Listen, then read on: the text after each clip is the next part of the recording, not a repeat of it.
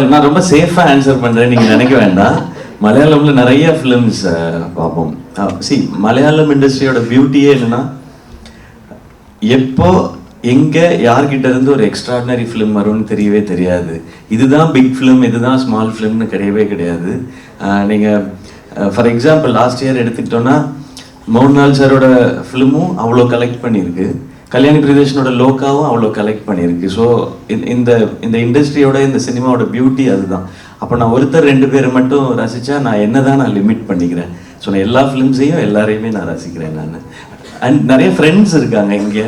And இதில் இன்னொரு special இருக்குது. இந்த ஃபிலிமில் எவ்வளோ பேருக்கு தெரியும்னு தெரியல. கேட்டேன் சார், பெர்மிஷன் வாங்கிட்டேன் சார். பெர்மிஷன் வாங்கிட்டேன்.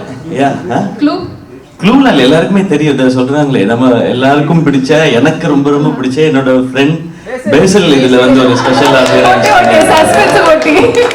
நான் கேட்டேன், பெர்மிஷன் வாங்கிட்டு தான் சொல்றேன், இல்லைன்னா சுதாம விட மாட்டாங்க.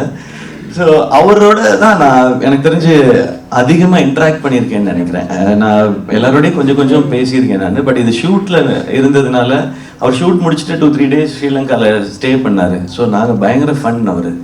அவர் என்ன படம் பண்ணிட்டு இருக்கீங்கன்னு கேட்டேன். நான் அவர்கிட்ட என்ன ஆக்ட் பண்ணுறீங்கன்னு பேசில் சொன்னார். கொஞ்சம் இப்போ ஸ்லோவாகிடுச்சு சார், பிகாஸ் நான் வந்து இயர்லி ஸ்டார்லேருந்து மந்த்லி ஸ்டார்லேருந்து வீக்லி ஸ்டார் ஆகி வீக்லி படம் ரிலீஸ் ஆகி சார், அதனால கொஞ்சம் ஸ்லோவாக இருந்தார். இப்போ அவ்வளோ ஸ்வீட், வெரி ரியலிஸ்டிக். எனக்கு ரொம்ப ரொம்ப பிடிக்கும் அவரை. ஸோ அவரோட ஒர்க் பண்ணது ரொம்ப ஸ்பெஷல் எக்ஸ்பீரியன்ஸ்.